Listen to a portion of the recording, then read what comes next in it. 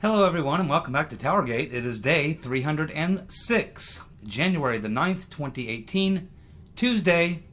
Thank you so much for tuning in. Welcome to all my new subscribers. I've picked up a lot of subscribers here in the last week or so. So sometimes I'll do a video and the title of the video will just be something that people are searching on a lot, and they'll stumble onto my video, and fortunately a lot of them, I guess, enjoy what they hear and they subscribe immediately, and that's really cool when that happens. But I can certainly see the view count jumping, the subscriber count jumping a lot in the last just week or two. So it's a pleasure to have all the new people tuning into TowerGate video every day. So it's great to have you guys, and of course I appreciate those of you who comment in the comment section and share the videos and give thumbs up, and it's all great. So thank you all for your efforts.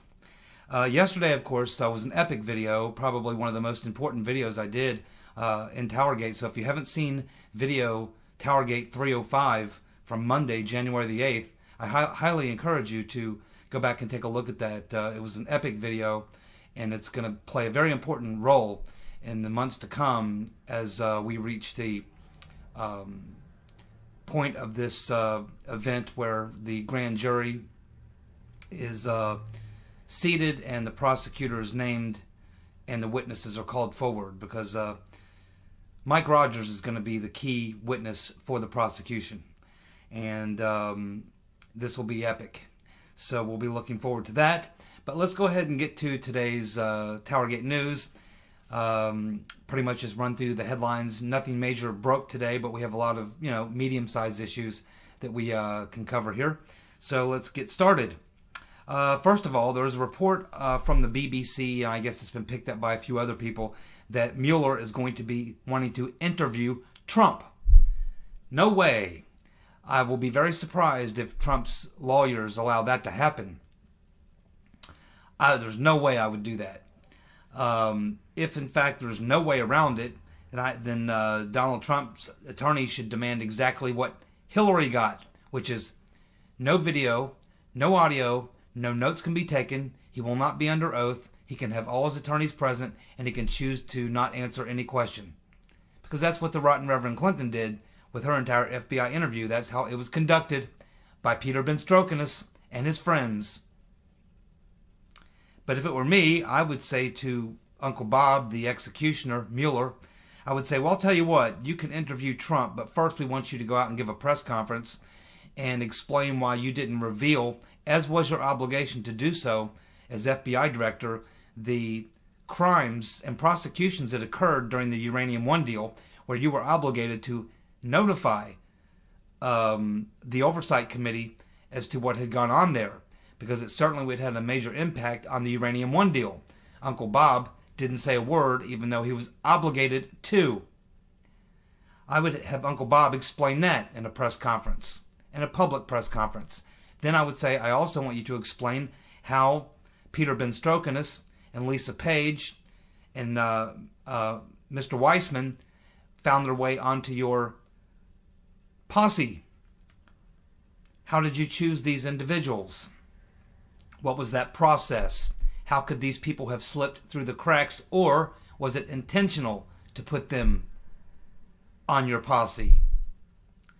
And some other things I would have him explain as well, depending on how far back you want to go. I could go all the way back to 9/11 with Uncle Bob. I have a lot of questions for Uncle Bob. So that's what I would do, but no way would I let Trump be interviewed by Uncle Bob. No way. I tell him to pound sand. Bruce Orr has been demoted again. Well, as we know, once these revelations came out that he met with Christopher Steele and Glenn Simpson, and also that his wife was working at Fusion GPS, he lost his position as the number 4 man in the DOJ. They demoted him back to the previous position he was holding, where he was over organized crime. Well, now it appears that he's been demoted out of that position, and we don't know where he has ended up. It doesn't appear that he's been fired, because it's hard to fire a federal employee, but it appears that he's been demoted again, and they're not really saying where he's been sent. Maybe he's over at Human Resources with Peter Ben Strokinus. Who knows? But we know that Bruce Ohr has just faced his second demotion in the last 30 days. And of course, he will be testifying in front of the House Intelligence Committee on January the 17th. Be interesting to hear how Mr. Ohr handles that. My guess is he's going to try to not answer a lot of questions the same way everyone else has done. But that's okay, because most of the questions they're asking him, they already know the answers to, and they have evidence of that anyway. So he is going to ultimately face the music when he finds himself in front of a grand jury and a prosecutor. Well, we have Bill Kristol, the neocon's neocon, coming out and endorsing Oprah. He's with her. You know, Bill Kristol, he's the guy that needs to be looked at to see if his sanity is up to speed, because I mean, this guy is talk about coming off the rails. I mean, this guy's never recovered. He's got Trump derangement syndrome worse than most of the liberals. Good old Bill Kristol. And it's no secret that he's planning on taking the neocons back to the Democratic Party where they came from, but I don't think it's going to work. I don't think it's going to work because too many people who are neoconservatives, while they are hawks on foreign policy and all this, they're pretty happy with what Trump's doing foreign policy-wise. They're very happy that he named Jerusalem, or agreed that Jerusalem should be the capital of Israel. That's a biggie for the neocons. And he's crushed ISIS. So I think Bill Kristol is not going to be very successful, and I think he's going to go the way of Steve Bannon. That's my thoughts at this point on Bill Kristol. And quite honestly, Oprah Winfrey, she's got a whole history of very, very, very close connections to Mr. Weinstein. Many times she's been pictured with him. They claim to be very, very best friends, close friends. They talk all the time. She has made many statements over the years that once that's all dug out, her star will go down and go very dim very quickly. Plus, if she ever gets into a Democratic debate, when she gets into the primaries debating Democrats, professional politicians will slice her and dice her, by the way. So, no, those who are getting excited about Oprah, it's all a joke. It'll never happen. She'll never throw her hat into the ring because she knows exactly what I just told you. She would be made to look foolish. And she's not stupid enough to look foolish. She's too rich. Okay. Jane Sanders. Now, this is something that was going on back this past fall. It was a big issue about this legal case against Jane Sanders. And I also understand that Bernie Sanders is named in this lawsuit as well. And it's a criminal case, and it's based on Jane Sanders falsifying loan applications. She claimed that she had all this money, and she bankrupted Burlington College, and a lot of it had to do with the fact that the money she claimed was going to be there wasn't there. And then when they went and looked into it, they found that a lot of the money she claimed was going to be there, she had no justification for claiming that money would be there. It was hopes and dreams of a liberal. But apparently both Jane Sanders and Bernie are named in this criminal suit, and now they have just deposed their star witness, a woman named Robin Lloyd. And in her deposition, she lays out a timeline, produces documents, and we understand at this point it's quite damning. And Jane Sanders, the FBI attempted to interview her, and she refused to be interviewed.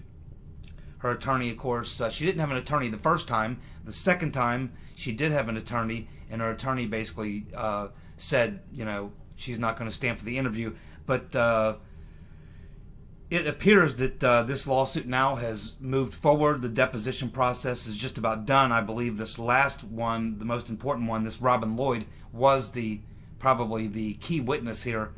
And so the deposition process has come to an end pretty much, and we can expect that this criminal case is now going to move forward. So it is very likely, based on what the evidence is showing now, unless the Sanders can put together some pretty good legal team who might be able to fight this. But right now, just from what we can see now, the evidence against Jane Sanders in this suit for essentially lying on these loan applications, these loan documents, is probably going to land her in some jail time and some fines.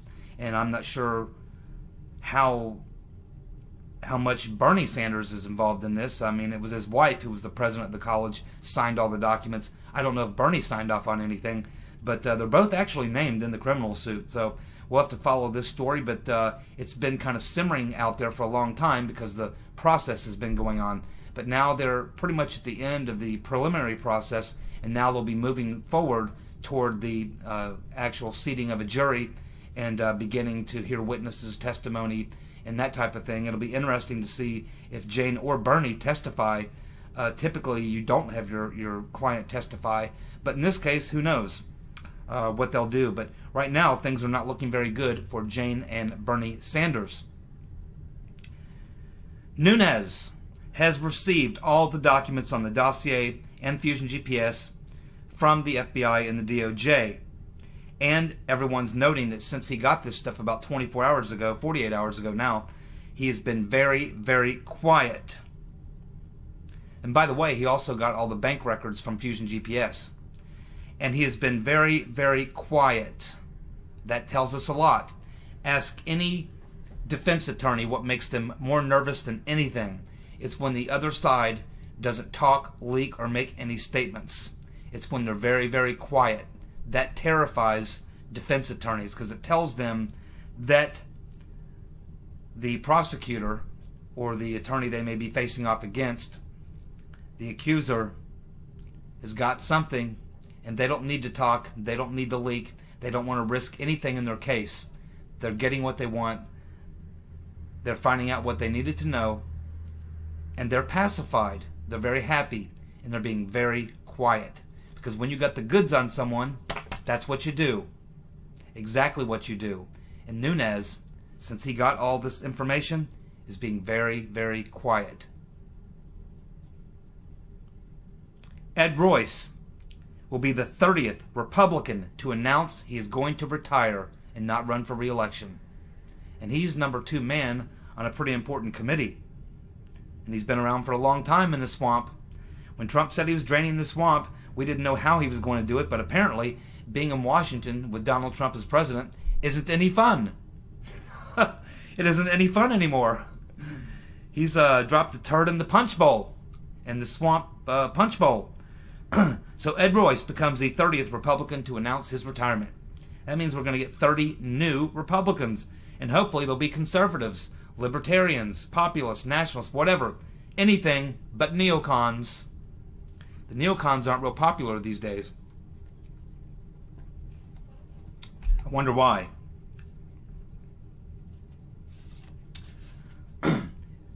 Unbelievable.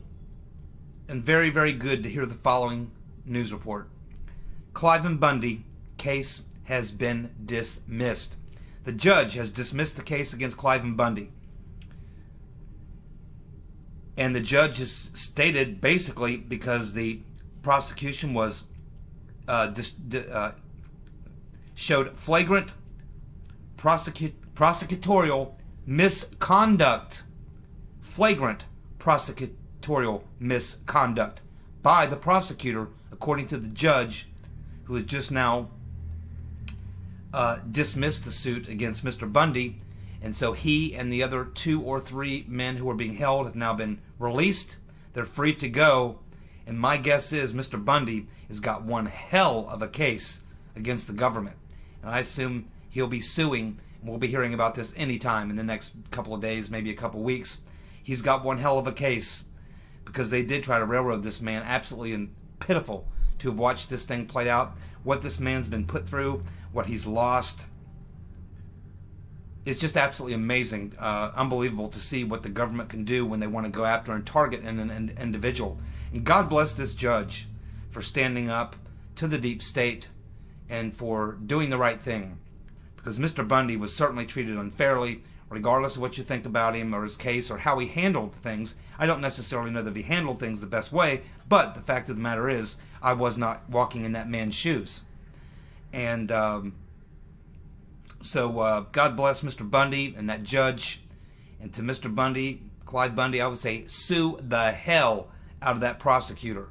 He should be thrown in jail. What he did was absolutely disturbing. And they can do it to any of us. Never forget that. It's not about Mr. Bundy alone. It's about all of us. Any of us, at any time, could be targeted by the deep state if we become a threat to them or challenge them in any way, including even if you're the president or the president-elect. No one is out of the scope of the deep state once they target you. And every time someone beats them, it's a victory for everyone. Congratulations, Mr. Bundy. Congratulations. More Peter Benstrokenis texts with Lisa Page. John Solomon, great reporter from The Hill, has now gained access to even more texts. And there's some more doozies in there, leaving absolutely no doubt that not only were they working on an insurance policy, that was the dossier, to destroy the presidency of Donald Trump, these new texts are basically have to do with how they were coordinating with media organizations. And keep in mind, Devin Nunes now has Fusion GPS's records. So we'll be finding out who they were paying. But these Peter Benstrokenis and Lisa Page texts, the newest ones that have been received by John Solomon of The Hill, show where they were not just involved in the insurance policy and hating on Trump and trying to fix him and all that. It also shows that they were actively involved in some sort of operations with various media organizations. The one most often mentioned in these particular texts would be the Wall Street Journal, which is where Glenn Simpson and Mary Jacoby came from, and the other guy who's the co-founder of Fusion GPS, Little Peter. So, and there's many more to go through. Remember, there was 10,000 texts. There's many more to go through, and as they go through them, they're going to find more and more and more of this type of stuff. So the situation just keeps getting worse for Peter Benstrokenis and Lisa Page, both of whom will be testifying in front of Devin Nunes here before the end of January. We also have now Fusion GPS. Of course, we just learned about a week and a half ago that they lost their final appeal to try to keep Devin Nunes from getting their bank records. Of course, they lost that. Devin Nunes now has those bank records. And now the next tactic that they're trying in an act of desperation is they're trying to get the judge in the case, Trevor McFadden, trying to force him to recuse himself because he's a Republican. He was somehow involved early on in the Trump campaign. He's a donor, that type of thing. It's not going to work. That judge is not going anywhere. He's not going to recuse himself. But also, in another case, the case that involves Mr. Gubarev suing BuzzFeed, they have been trying to get the judge there to enforce the request for Mr. Gubarev's attorneys to be able to depose Glenn Simpson, and his attorneys have been fighting that. But it looks like he's going to go down in that battle as well, as it appears that the judge in that case of Mr. Gubarev versus BuzzFeed in Florida, it looks like he's probably going to again side with Mr. Gubarev's attorneys and force Fusion GPS, Glenn Simpson, is going to force him to stand for deposition in that hearing. And that is going to be very difficult for Glenn Simpson. He's caught in a very tough situation. He's involved in about 7 different actions, including what's going on with the Congress looking in the dossier. They certainly want to have him back. And he's in a difficult position because the position he needs to take to save his neck would force him to take 2 different positions, which he cannot do. He has to choose to take one position or the other, and that is either to fully back the dossier or to say himself that, well, hey, I just put the stuff together. I was counting on Chris. I was hoping Chris was giving me the good stuff. I didn't know Chris was giving me raw phony data. I thought it was all good. That could be a fallback position he can use with the Congress.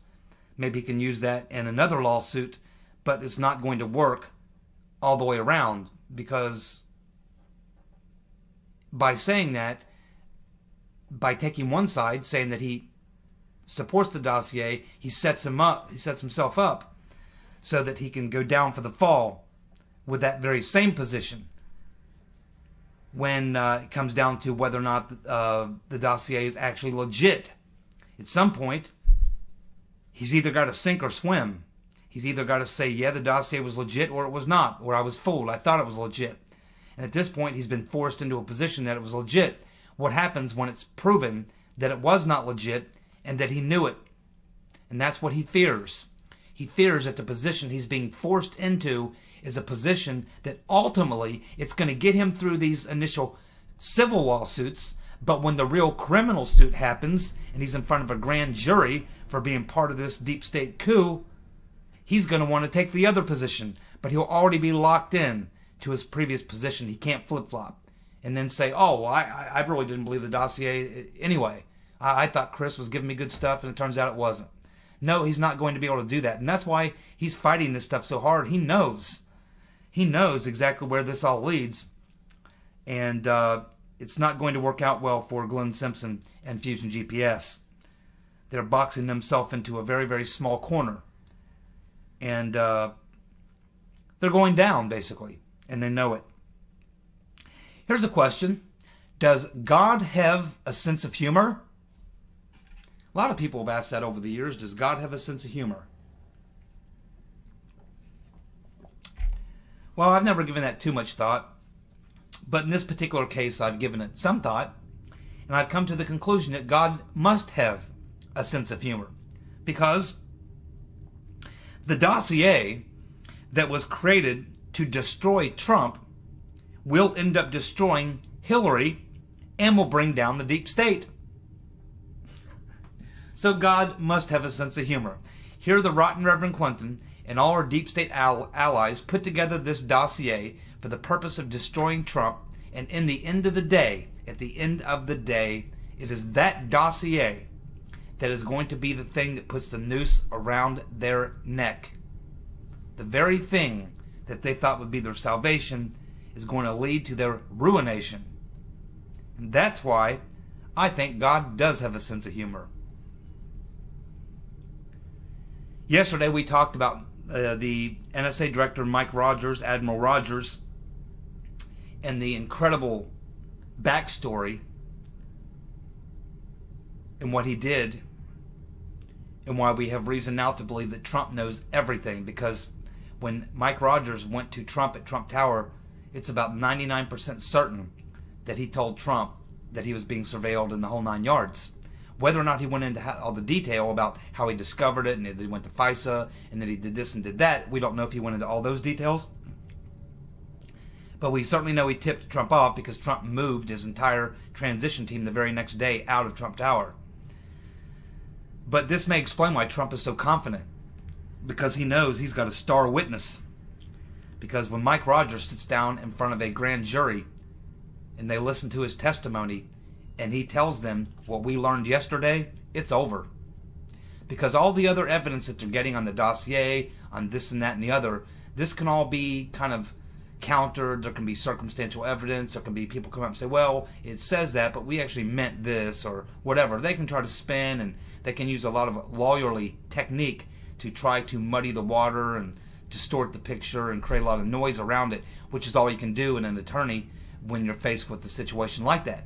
But once Mike Rogers sits down in front of the jury, grand jury, and he explains exactly what happened, and then you plug that into the timeline of all these events, that will put the smoking gun, what people like to use the term smoking gun, that will put the hard evidence to the story, to the narrative, to the timeline, and it will tie together all of the circumstantial and documented evidence that is there. It all fits perfectly.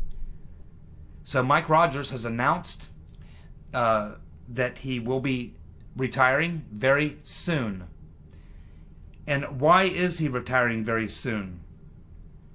Well, it's because that he wants to be completely free as a citizen, as a civilian, not as the head of the NSA, where he could have conflicts and other situations, because he does have a chain of command. He is part of the government and this and that and the other thing. So he's kind of handcuffed now to where he can't really come out and talk or do interviews or say anything or even be a witness. Really, you generally don't testify against your own government if you work for the government, or against your own agency if you work for the agency or under the agency or affiliated with the agency. So he knows that what he needs to do for him to be able to come out and be a true 100% full-bore witness and tell exactly what we learned yesterday to a grand jury, he knows he needs to do that as a civilian. And so he has announced his retirement very, very soon. So Mike Rogers is going to leave the NSA, retire from his military career with great honor and full pay and benefits, and then he is going to become the star witness and the central figure that's going to tie the final knot in the noose of the deep state coup. That's what's going to happen. Mark my words. The Trump curse. Remember we talked about the Trump curse? Well, it appears that it has struck again. Apparently, this figure skater named Ashley Wagner, who called Trump disgusting and has made a lot of nasty comments on her Twitter account about Trump, failed to make the Olympic team. She thought she was a shoo-in, but unfortunately, her performance in these finals over the last weekend, I guess, she didn't do very well, and she did not make the cut. She thought she was a shoo-in for the Winter Olympics. No, no, no.